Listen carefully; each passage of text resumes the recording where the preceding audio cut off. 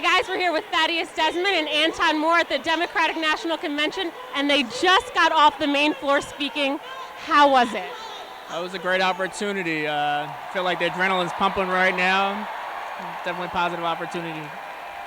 This is a big platform for you. You've been doing so much work in the community with gun violence and changing BB gun laws, things like that.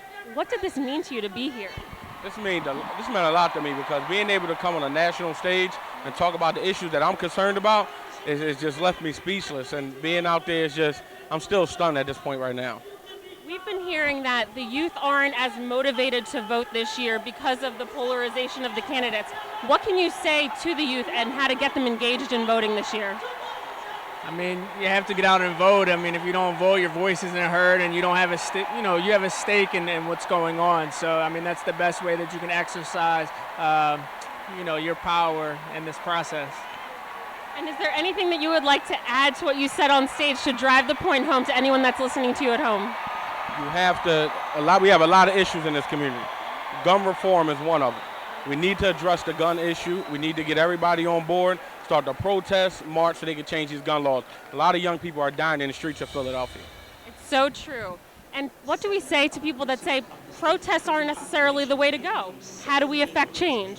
You want to take this one? The thing we need to understand is that we have younger people that we need to inspire and uplift. Showing them how to protest is just one step, but there are several steps that you can actually take. Protesting is the first one. Do you agree? Would you like to add anything? I mean, I agree, yes, and I think also just being informed is first and foremost. I mean, to know what you're protesting for, to know the issues and be educated and get information from a lot of different sources. Thank you guys so much for being here. I'm sure tonight was incredible for the both of you. Hey Philly, I am here with Matt, founder and CEO of Stateside Urban Craft, the exclusive vodka of the Democratic National Convention. Thank you for having us today. Oh, thank you for having us. So tell us your contributions to the DNC and how you got your vodka here. So Stateside is the exclusive vodka of the DNC, and that means that everywhere in the arena of the Wells Fargo Center, Stateside is only being served, so we were able to clear out the shelves and put our product there. Instead.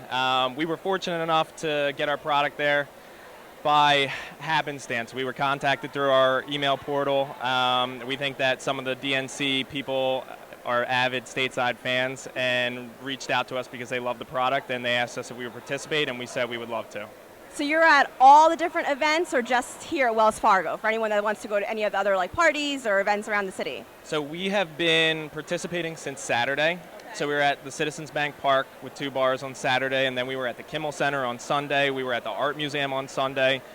We were at the Franklin Institute today before this event, and then we are here for the duration of the DNC at the Wells Fargo Center. So I dip and dab a little bit into the alcoholic beverages. So tell us, do you have any specific, unique drinks pertaining to the DNC? So for the DNC right now, we're doing a basil vodka Collins, and we've also done a blueberry ginger lemonade that have gone swimmingly at our different events, so well that we have sold out completely, and by the time we were finished, we were just giving people Stateside on the rocks. So we think that's a good indication that our mixologists and our head bartenders at Stateside are doing a good job.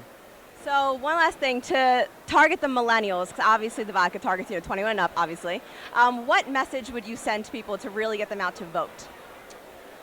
I mean, everything matters, okay? If people don't take a chance and get down to the information that is necessary for them to make educated decisions, then all the other people are going to make decisions for them. And if they care about some of the topics, then they should really get out there and cast a vote and vote for who they believe in. Hey guys, we're here at the Democratic National Convention with State Representative Jordan Harris, and I want to talk about the Bernie walkout that just happened and how we can get youth excited about voting, people that are polarized in where they are standing right now. I think young people throughout the country are feeling the effects of student loans, feeling the effects of joblessness, and many of them in many instances are feeling the effects of hopelessness. And I think what you see is a movement towards being fully included in the process. So I'm excited about the fact that young people are dissatisfied with the status quo and dissatisfied with what we have currently. But my suggestion is get involved. And you know, I know people hate to say it, but you know, you got to vote, and not only you have to be that, not only you have to vote, but you have to be active in your community all year round, and that's how you really change the tide, change the mindset of those in charge, and make them begin to pay attention to you. I love that. Everyone talks about rock the vote and getting involved. How do you expect the youth to get involved? How do you want them to engage in their community? Well, here's the thing about it is I think in America we have forgotten that every major movement in our country and across the world has not necessarily been participated by young people, but led by young people.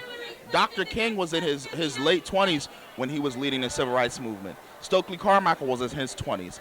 Huey P. Newton was in his 20s. You know, the young people in Soweto in South Africa, they were in high school. Tiananmen Square. You know, these are young people throughout the world who have taken a leadership role in their community.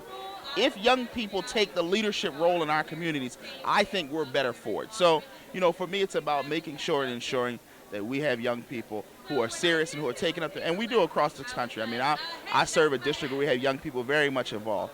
But take leadership roles and you know, listen, if they won't open the door, let's start kicking them in. I love that. How about we do this? We kick them in, we kick in the doors now, and we tell them, rock the vote. Get out in November and push the button. Because for many folks, that's the only way you matter. Come on, guys, go out and vote. You heard it right here from your own state representative. That's all the time we have on My New Philly, where something's always new and everything's always Philly.